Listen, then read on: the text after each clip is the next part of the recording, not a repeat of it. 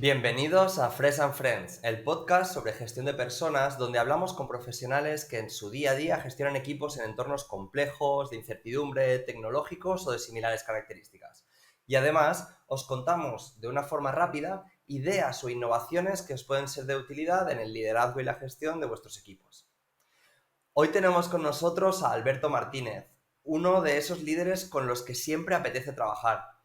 Él es cofundador y CEO en Streamloots y es una persona con la que tuve la oportunidad de colaborar, acompañando a Streamloots en su desarrollo como organización y con quien yo personalmente he aprendido que la comunicación, la apertura e incluso el sentido del humor son valores claves para hacer que un equipo crezca. Alberto es una persona con la que siempre apetece trabajar y con la que siempre se aprende algo nuevo. Y hoy vamos a tener la oportunidad de charlar con él sobre cómo la cultura de su equipo ha ido creciendo en todo este proceso y cómo la visión que él tenía para la organización se pudo ir impregnando en todos los estratos de la misma. Esperemos que disfrutéis.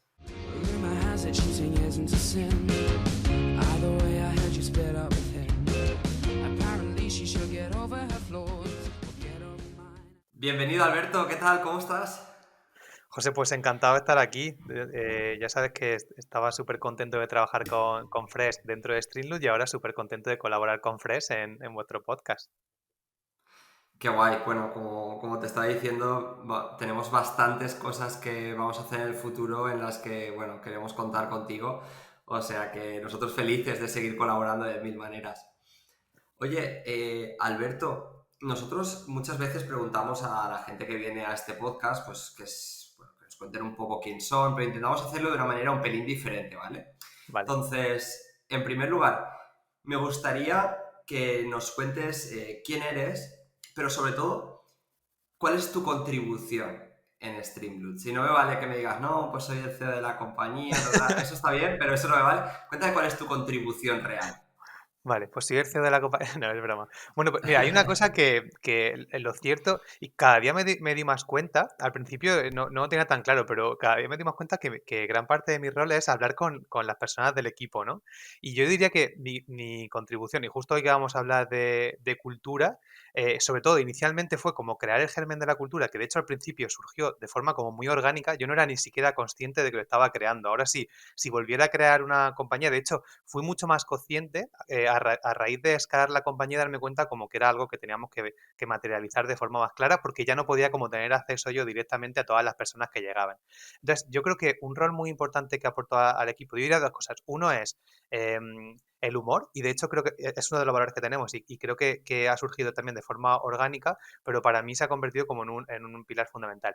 Y lo otro, el segundo pilar es lo que te decía de asegurarme como de que toda persona que entra a la compañía es acorde como a la cultura, a los valores que tenemos dentro y aparte de mantenerla. O sea, yo al principio lo hacía de forma muy orgánica y ahora soy muy consciente de hacerlo, ¿no? En cada conversación, en cada interacción, en cada situación, cada presentación, de mantener esa cultura. Yo diría que ese es mi rol fundamental. Y luego hay otra cosa que es un poco más operativa. De hecho, al principio, cuando la compañía empezó a crecer, tenía un poco como el síndrome del impostor, en plan, oye, yo como CEO debería, pues eso, ¿no? Como que quería tener la respuesta a todas las preguntas, a todos los retos, a todos los problemas. Y yo empecé a aprender que dependerá de cada CEO, pero que mi forma de liderar no era buscar las soluciones a todos los problemas, sino de alguna forma alinear a las personas que trabajaban conmigo y buscar a esas personas para que fueran capaces de encontrar las soluciones. Entonces yo creo que una cosa que hago en Streamlabs es como alinear a las personas que están tomando decisiones para que tomen mejores decisiones o encuentren soluciones a los problemas que tienen, ¿no? Y eso a mí me costó mucho entenderlo y a raíz de entenderlo como que un poco mi rol y mi vida cambió, ¿no? De, oye, ya no busco soluciones, sino que ayudo a las personas a encontrarlas. Yo diría que esa es como mi mayor aportación. Me parece espectacular, ¿no? Justo hemos hablado de tres cosas súper importantes. Humor, asegurar y guardar esa cultura y alinear personas que toman decisiones para que tomen mejores decisiones. Hoy vamos a hablar justo de esto, ¿no? De toda esta parte de cultura y de cómo pues hay diferentes herramientas, ¿no? Que van generando un factor diferencial en todo esto. Tú ya has lanzado una que para ti es el humor. Cuéntame un poco más, ¿qué factor juega el humor dentro de la cultura? Pues a ver, al final el humor Para mí es súper. Primero, ahora trabajamos en remoto, ¿no? Pero también cuando trabajamos en la oficina era importante. Al final, las personas cuando estamos trabajando unos con otros, pues son personas con las que no conoces. Al principio no sabes muy bien pues, la otra persona cómo piensa, cómo siente, cómo se toma las cosas. Entonces, el tener como el humor muy interiorizado de base, a nosotros lo que nos hace es que cuando alguien se comunica contigo, siempre te lo tomes de una forma muy positiva. Entonces, eso para mí, por ejemplo, crea unas bases muy buenas para dar feedback porque te tomas el feedback siempre de una forma positiva. Al final, pues, no sé, en nuestro caso el humor ha sido fundamental. Incluso también por la industria en la que estamos ha sido fundamental para comunicar hacia afuera con los usuarios. Y yo creo que no solo el humor, sino el humor es uno de nuestros valores, pero el resto de valores también ha sido como súper importante, ¿no? El definir esos valores. Justo ayer llegaba teníamos una reunión y había una chica que ha llegado hace poco, hace como 2 semanas, se llama Nami, y me preguntaba, oye, no sé si algún día me voy a dar cuenta que todo esto es una farsa, pero no sé cómo habéis mantenido esta cultura tan buena, porque de verdad que llevo como 15 días aquí, me lo estoy pasando bien, me estoy riendo un montón, y yo creo que eso se nota y, y marca la diferencia, ¿no? De hecho, decía, cuando entré aquí miré Glassdoor y veía que no había como ninguna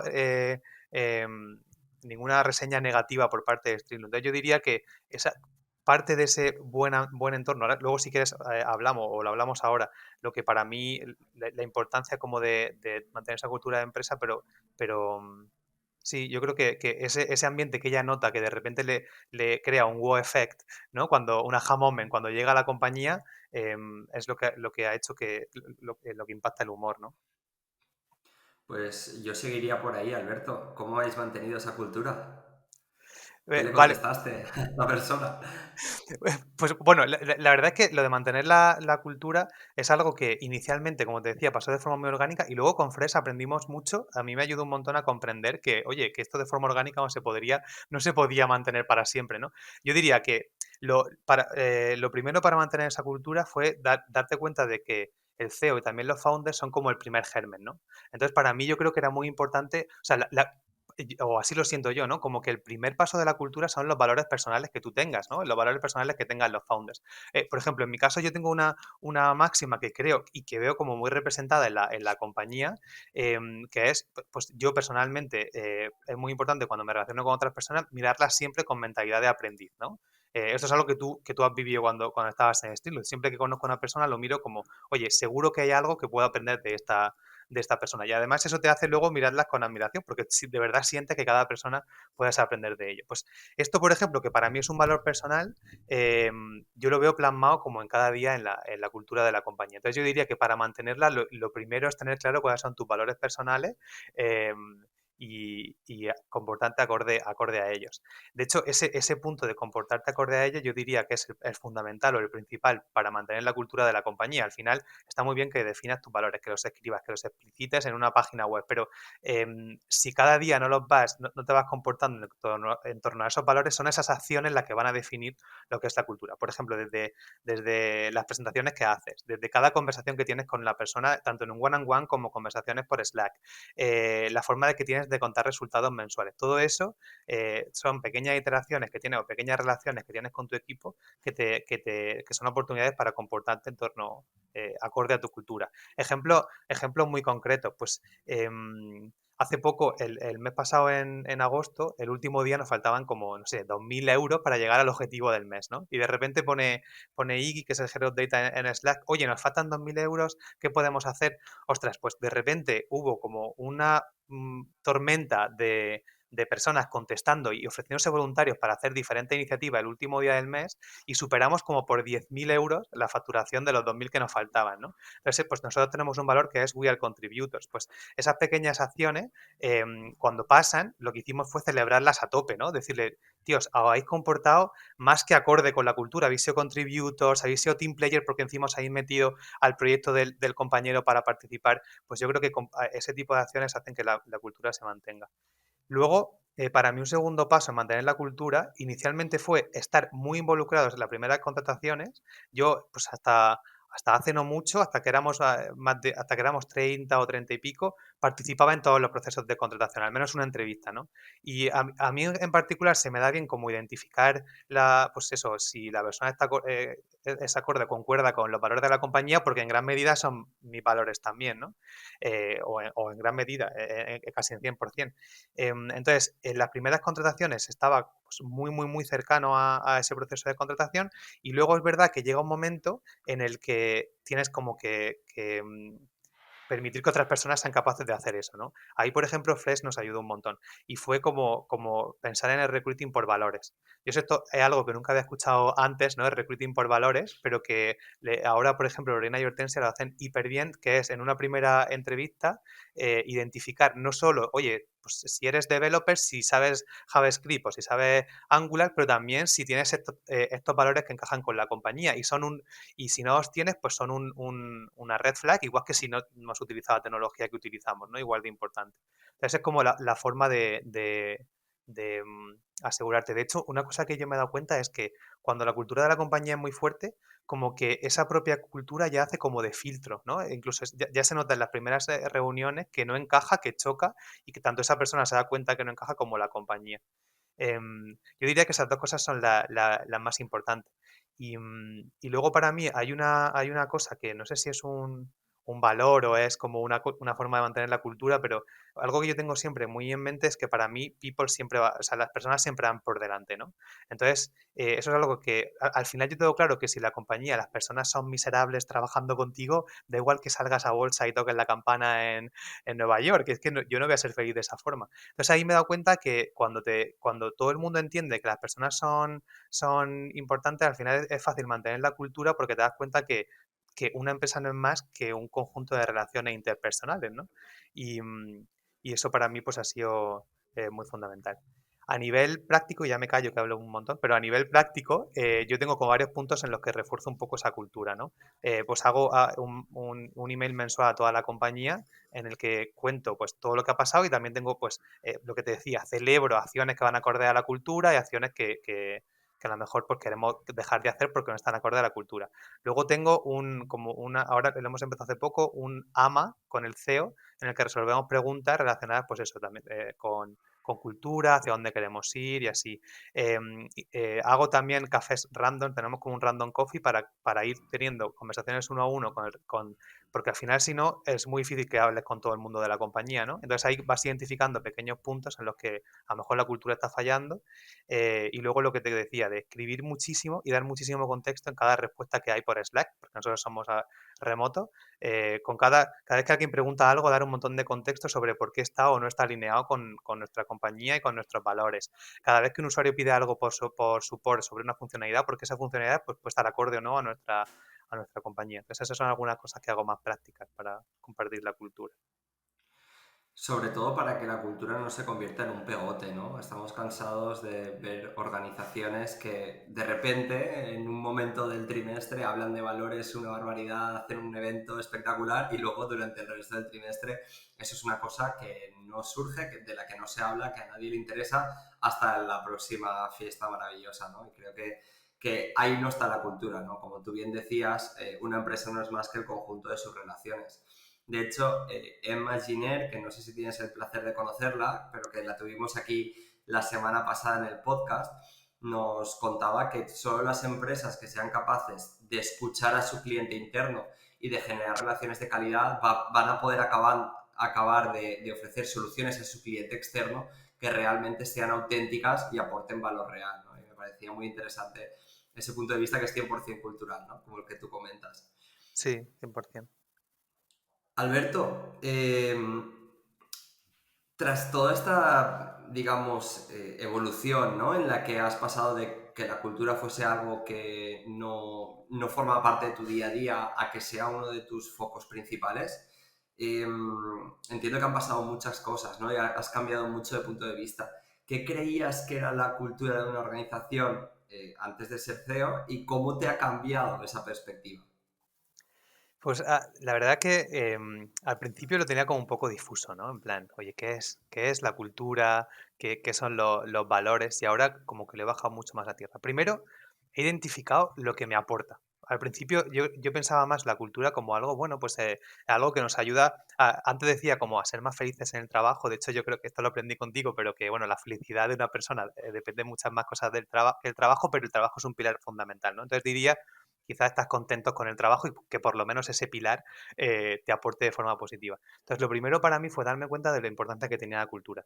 Y tenía importancia primero, pues al final, en lo que hablábamos antes de saber si una persona encaja o no, pero luego, una vez que la persona está dentro de la compañía, que esté alineado con la cultura hace que sea una persona totalmente distinta, porque tienes como un engagement con tu trabajo. Cuando hablábamos, por ejemplo, de tener personas o de tener un equipo high performance, ¿no? Pues al final esto está súper relacionado con la cultura, porque esto lo hemos vivido probablemente todos, ¿no? En un trabajo en el que estás hipermotivado, en el que te sientes alineado, pues estás constantemente preocupado porque el trabajo, porque la compañía llegue a los objetivos, porque la compañía llegue a donde quiere llegar, versus un trabajo en el que no estás alineado, que es simplemente, oye, voy a echar mis 8 horas o lo que me corresponda para irme rápido a casa. Entonces, yo creo que me di cuenta de la importancia para conseguir ese equipo high performance, y luego también lo que decías, bueno, para hiring, por supuesto, es súper importante. De hecho, hay un montón de personas en Streamlabs que han venido recomendadas por personas que ya estaban dentro. Entonces, si las personas no están alineadas y no están contentas con el trabajo, pues hiring, al final, yo lo veo como, tanto en hiring como en crecimiento de compañía, como si tu cultura está acorde, las personas están alineadas con la cultura, es como remar en un río en el que vas en el sentido del agua, y si no, es como remar en un río a contracorriente, ¿no? Porque las personas, no retienes a las personas, te cuesta mucho más contratar, no consigues, como a nivel de cliente, no consigues como linkar con ellos. Entonces, ahí yo creo que me di cuenta primero de la importancia que tenía la cultura, y el siguiente paso fue vale, hasta ahora la cultura se ha ido creando de forma orgánica. Conforme crece la compañía, hace falta crear como unos mecanismos para que esa cultura no pues se pueda como distribuir en todas las personas que están llegando. Entonces, ahí lo que pasamos fue a crear, pues primero, explicitar los valores, ¿no? Pararnos a pensar y decir, vale, esta cultura orgánica que ha creado aquí, que más o menos todos compartimos, vamos a expresarla en valores que se puedan definir. Y hicimos ese trabajo, de hecho, eso lo hicimos con Fresh, de explicitarlo, de invitar a muchas personas de los diferentes equipos a que compartieran su visión de cada uno de esos valores que significaban, y luego bajar esos valores a tierra, porque al final es como, vale, pues tenemos el valor de que somos contributors, ¿no? De que somos responsables de nuestras acciones. Pero eso en cada equipo, ¿qué significa? Porque a lo mejor en tecnología eso se traduce como en ciertos comportamientos muy prácticos, y en marketing pues se traduce en otras cosas por la forma de trabajar o por los rituales que tengan ellos, ¿no? Entonces, pues fue una transformación para mí el entender la cultura. De primer paso, darme cuenta de la importancia que tenía; segundo paso, darme cuenta de que había como que, no sé si llamarlo profesionalizarlo, pero sí que estructurarlo de alguna forma para que se pudiera compartir y mantener en el tiempo. Sí, incluso hay una cosa más, ¿no? Creo que el trabajo que habéis hecho de que esos valores también formen parte del desarrollo del talento y del marco de desarrollo del talento también es clave, ¿no? Porque en todas las conversaciones de feedback obligatoriamente sale una parte de los valores a reducir. Sí, eso totalmente cierto. De hecho, ahora, pues cuando hacemos las performance reviews, siempre hay como una parte en la que vemos, oye, cómo podemos estar más alineados con los valores de la compañía, y al mismo tiempo también, oye, cómo podemos crecer en skills más prácticas, ¿no? O más relacionadas con tu rol. O sea que totalmente. ¿Crees que para los próximos meses, los próximos años, las culturas, igual como había un montón de competencias core, ¿no? Que los negocios necesitan, ser buenos financieramente, ser buenos a nivel de marketing, ¿crees que tener una cultura de alto rendimiento va a ser clave para aquellas empresas que quieren prosperar? Pues, hombre, primero, yo con lo de alto rendimiento, una cosa primero que me di cuenta es que yo no sabía lo que significaba ser un equipo de alto rendimiento. O sea, hasta que no lo vives y conoces personas de alto rendimiento, cuesta mucho identificar y ver la diferencia, ¿no? Y nosotros, a raíz de identificarlo, no solo es identificar y traer personas de alto rendimiento, sino también preparar a tu equipo para que puedan crecer y convertirse en profesionales de alto rendimiento, incluido yo, incluidos nosotros, que al principio no lo éramos. Entonces, es fundamental, pero porque yo ahora me he dado cuenta, al tener un equipo, creo que un poco más de alto rendimiento que anteriormente, pues que lo que te da es capacidad para aprender más rápido. Porque al final ese equipo de alto rendimiento itera mucho más rápido, es capaz de absorber los conocimientos de cada iteración mucho más rápido. Y entonces yo el éxito de una compañía lo veo en la capacidad que tienes de aprender rápido, porque no, bueno, a lo mejor hay algún caso en el que hay un genio que, pues Elon Musk, ¿no? Que a lo mejor dice, vamos hacia allá, marcamos esto y lo petamos porque sé seguro lo que vamos a hacer. Pero yo entiendo ahora el éxito de la compañía como intentar iterar lo más rápido posible para identificar cuál es el problema de tu cliente. Pero luego aparte, creo que es importante, yo creo que, y sobre todo las generaciones más jóvenes, ya no solo usan un producto o compran de una compañía por el producto que tienen, sino porque la compañía está alineada con los valores de esa persona. Y eso lo veo cada vez más con las generaciones más jóvenes. Si lo piensas ahora, como las generaciones más jóvenes se sienten parte de una tribu, se sienten parte de una comunidad, y si la compañía o la empresa de la que están participando no la sienten como parte de esa tribu, pues estás totalmente cancelado. Entonces yo creo que no es solo que tener esta cultura, no es solo a nivel interno, sino también a nivel de conectar con tu cliente. Entonces, bueno, me he ido un poco por la rama, no sé si te responde a tu pregunta, pero para mí es importante. Totalmente, totalmente, Alberto. De hecho, yo siempre digo lo mismo. Ojo que alto rendimiento no significa alto resultado. Que mucha gente piensa que cuando piensas en equipos de alto rendimiento son gente, no sé, como de otro planeta, ¿no? Y al final no tiene nada que ver. Hablas de comportamientos muy concretos que suceden en el día a día de forma prácticamente natural. Estábamos el otro día hablando justo en otro podcast con Carlos Ottermin, que bueno, él es COO de una empresa comprada por Alibaba y que actualmente pues él reporta directamente a Jack Ma y le preguntaba, ¿no? Oye, en ese entorno cuéntame lo que es alto rendimiento, ¿no? Y me hablaba todo el rato de comportamientos, ¿no? De, oye, priorizar bien, aprender, estar muy alineado con el objetivo, saber colaborar. Y es súper importante desde mi punto de vista que eso cale, ¿no? Ese mensaje de que se puede construir un equipo de alto rendimiento generando comportamientos de alto rendimiento, me parece realmente interesante. Sí, sí, 100%. De hecho, yo creo que si ahora mismo dijera, yo tuviera que decir cuál es la mayor diferencia de Streamlabs de hace un año y de Streamlabs de ahora, es que somos capaces de aprender mucho más rápido. Y eso nos da, o sea, al final es como, vale, pues ¿cuál es el éxito, la clave para conseguir tus objetivos? Pues aprender más rápido, porque tú no sabes cuál va a ser la respuesta a mover cada objetivo que quieres conseguir. Entonces yo creo que esa ha sido la mayor diferencia.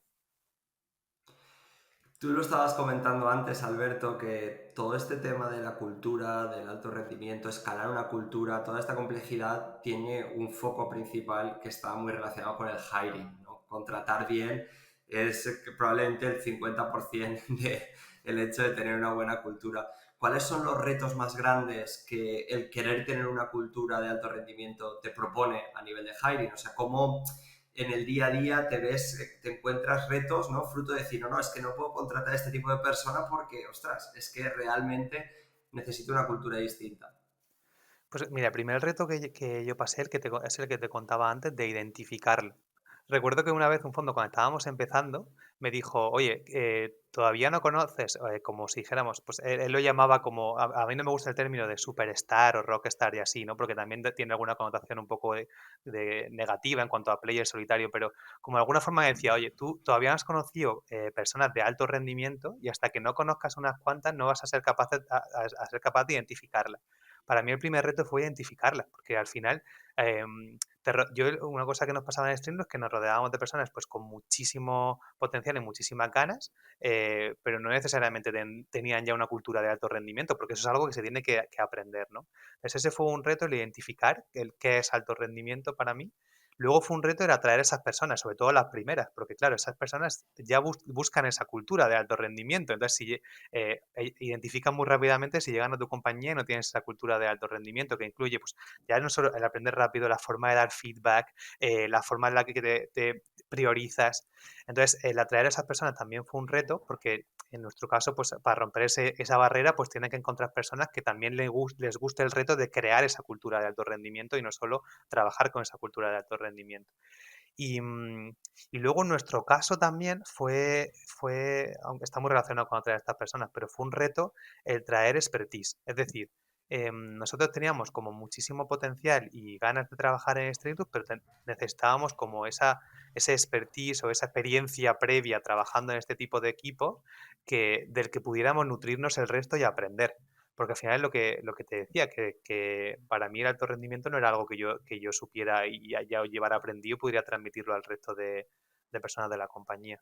Entonces yo diría que traer ese expertise también fue un reto, lo sigue siendo a día de hoy, pero luego se nota muchísimo. En cuanto traes ese expertise se juntan las dos cosas, ¿no? Que tienes personas con una ganas de aprender y de crecer brutales y que traes personas que les muestran el camino hacia dónde canalizar esa ganas de aprender.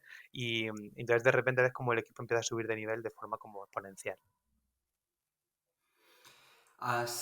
Me has dado una idea de una pregunta que justo me viene ahora a la mente y es que, ostras, ¿tú has hecho todo esto o has sido una piedra angular de todo esto, mejor dicho, junto con el resto del equipo, en un momento donde la presión de las métricas, la presión de los resultados, y yo he sido parte y soy consciente, era muy alta, era muy alta.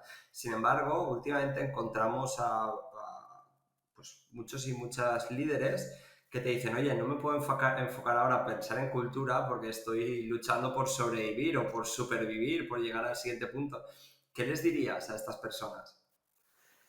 Uf, es difícil, ¿eh? Porque yo me he visto ahí muchas veces y muchas veces te entra como un poco el miedo de decir, joder, no estoy creciendo o estoy en flat growth y entonces como que lo ves como si fuera algo secundario, ¿no? Pero yo miro otra vez a la metáfora del río y de... piénsalo sí, como un río, ¿no? Entonces es como, tú necesitas encontrar el crecimiento de esas métricas, ¿no? Pues, y es como si tú estás luchando, o sea, si no tienes esta base cultural, al final encontrar ese crecimiento va a ser siempre ir a contracorriente. Piénsalo en lo que estábamos hablando antes, ¿no? Tienes, estás luchando por encontrar esas métricas, pero la gente se te va. Encima, la gente llega a, no está motivada con lo que está haciendo, con lo cual no están dando todo lo de sí, todo lo que podrían dar, ni tienen el engagement que querrían con la compañía. Te cuesta trabajo contratar a los perfiles clave para llegar a conseguir esas métricas. Entonces lo piensas y dices, vale, tú estás centrado en conseguir unas métricas y pues no puedes dedicarle el tiempo a la cultura, pero es que ¿quién va a conseguir esas métricas? ¿Tú solo vas a conseguir esas métricas? ¿Te vas a sentar en tu casa y lo vas a conseguir? Entonces, de alguna forma, si no tienes esa base, te va a ser casi imposible porque es que es como estás peleando todo el rato contra corriente para conseguir esas métricas. Ni el equipo va a iterar rápido, ni vas a encontrar perfiles, el talento que necesitas para llegar ahí rápido. Se te van a ir esos perfiles incluso cuando los consigas. Entonces es como que no tiene sentido porque te vas a ir a hacer un viaje y tú dices, bueno, no me puedo parar ahora a pensar que a comprar un coche porque tengo que empezar ya el viaje ya, pero si te compras el coche va a ir mucho más rápido que si vas andando, que si vas caminando, ¿no? Y lo mismo, y además vas a ir solo en ese viaje versus ir con un equipo. Mis metáforas, como ven, no son las mejores, el equipo se ríe mucho de mí cuando las cuento, pero yo creo que se entiende un poco el concepto, que al final, si no tienes esa cultura, vas a ir a conseguir las métricas luchando contra todo y si tienes esa cultura va a ir como cuesta abajo y simplemente vas a tener que ir, pues eso, como poniendo más o menos, delimitando el cauce del río, pero va a ir todo cuesta abajo. Totalmente. Al final, yo siempre utilizo la misma metáfora que es, oye, tú quieres llegar a Madrid, pero ¿por dónde quieres ir? ¿Por una autopista o por una carretera secundaria? ¿Por dónde quieres llegar desde O sea, Valencia a tu Madrid? metáfora me gusta más, la voy a apuntar. No, pues al final es eso, la cultura es eso. Oye, pues evidentemente yo si puedo ir con un coche que pueda correr y que sea seguro y que además vaya por una autopista, pues no me lo pienso, ¿no? Aunque igual tengo que trabajar ciertas cosas para conseguirlo. Mira, si te pongo un ejemplo muy práctico, nosotros el primer PM que estábamos buscando, no sé, a lo mejor tardamos, tú piensas que era, vale, necesitamos un PM para conseguir este objetivo, ¿no? No sé si tardamos como 3 meses en encontrar el PM, luego encima tuvimos una primera contratación que no estaba acorde a la compañía, tuvimos que buscar un nuevo PM. Pues el último PM que contratamos, el proceso duró menos de 2 semanas.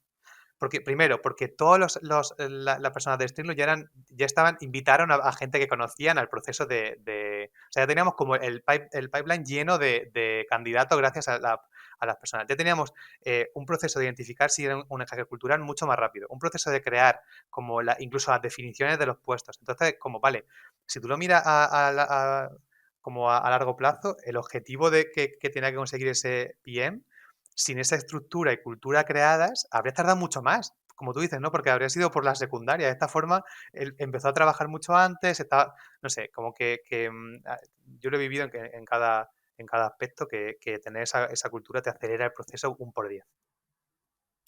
Totalmente, totalmente. Oye, Alberto, mil gracias por todo lo que nos has contado hoy, toda la información y sobre todo toda la experiencia, ¿no? Creo que detrás de muchas de tus palabras hay muchas noches sin dormir, hay mucho sufrimiento, hay mucho sudor, alguna que otra lágrima y se nota, ¿no? Esa autenticidad. Te dejo con una última pregunta y a partir de ahí, evidentemente, expláyate y cuéntanos lo que consideres. Hay un montón de CEOs, de líderes actualmente que están en situaciones como estabas tú hace un año, que están empezando a contratar perfiles, pues bueno, pues porque quieren crecer, tienen el dinero, pero les da miedo, ¿no? O lo están haciendo pero no están pensando en la cultura, o de repente pues se están encontrando con esa sensación de que de que están remando en un río que va contra la corriente, ¿no? Pero tampoco saben por dónde empezar todo esto. ¿Qué les dirías? Bueno, que contraten a Fresh. No, no, pero fuera de coñas. La verdad es que yo con Fresh aprendí muchísimo. Pero, a ver, primero, les diría un poco que tampoco, o sea, que tampoco sientan la presión, porque parece como que dices, vale, estás contratando sin cultura. Yo recuerdo, pues al principio, ¿no? Pensaba, joder, no hemos creado unos valores, no hemos creado unos comportamientos, te daba como un poco la ansiedad de lo estoy haciendo bien, lo estoy haciendo mal, como que primero como que no se agobien, que es lo más normal llegar a un punto en el que todavía no has creado una cultura porque, joder, pues no lo hemos vivido eso en el pasado. Entonces es normal y estamos a tiempo de cambiarlo, como estuvimos a tiempo nosotros, por ejemplo, de hacerlo explícito, convertirlo en valores. Luego, lo que diría es que realmente hablen, a mí me sirvió hablar con otros CEOs que sepan que han creado esa cultura para que se den cuenta de la importancia que tiene la cultura y la transmitan al resto de personas del equipo que están haciendo, que están tomando decisiones. Porque si no, siempre también tú remar a contracorriente de convencer a las personas. La cultura se puede convertir en algo como, bueno, esa cosa que me pide el CEO que haga, pero bueno, es como de entregar un proyecto, ¿no? Y entonces, como de alguna forma, sentarse con esos executives, con los otros founders, con los C-level y explicarles las ventajas. O sea, que hablen con otros CEOs que les puedan contar o con otros founders los beneficios que les va a dar y esa velocidad que les va a dar ir por una autovía y realmente lo interioricen. Entonces se den cuenta de que, oye, es una prioridad encontrarla porque está alineado con conseguir los objetivos. No es un extra que está guay hacer porque eso suena cool, sino que es que está alineado con conseguir los objetivos, que les vean, que les muestren las diferencias. Y luego yo diría que en el proceso que seguimos nosotros, a mí me gustó mucho. Primero fue como identificar la cultura que ya se había creado, que estaba alineada con los valores personales de cada uno, que se van a dar cuenta que seguramente, aunque piensen que no tienen cultura, ya tienen una cultura, ya hay unas bases, ya hay cosas que están haciendo de forma a lo mejor no tan explícita, pero ya la están haciendo. Entonces, si se sientan y empiezan a hacer un poco de brainstorming de, oye, ¿y en esta situación cómo nos comportamos? Y en este caso, ¿qué es lo que aplaudimos y lo que rechazamos, ¿no? Y con eso les va a ser súper fácil crear como unos valores que ya los tienen y lo único que tienen que hacer es explicitarlo.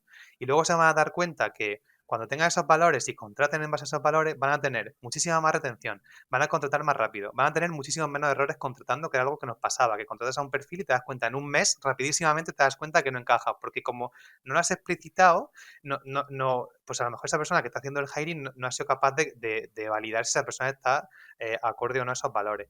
Y les diría eso, sobre todo que no se agobien, porque a mí me pasó un poco eso joder, no hemos hecho esto no hemos creado nuestros valores, no hemos creado nuestra cultura, qué mal, qué mal CEO, qué mal founder soy, y que es lo más normal del mundo que llegues ahí y has sobrevivido como has podido, pero que sepan que ya tienen un montón creado y no se han dado ni cuenta. Yo les diría un poco eso. Qué bueno. Pues Alberto, muchísimas gracias por haber venido, por haber acudido a nuestra llamada y me quedo con una frase que has dicho que me gustaría remarcar para cerrar. Una empresa no es más que un conjunto de relaciones. Muchas gracias, Alberto. Nada, muchas gracias a ti por invitarme y seguimos en contacto. Ya me llamarás. Perfecto. Un abrazo. Chao, chao. Rumor has it cheating isn't a sin. Either way, I heard you split up with him.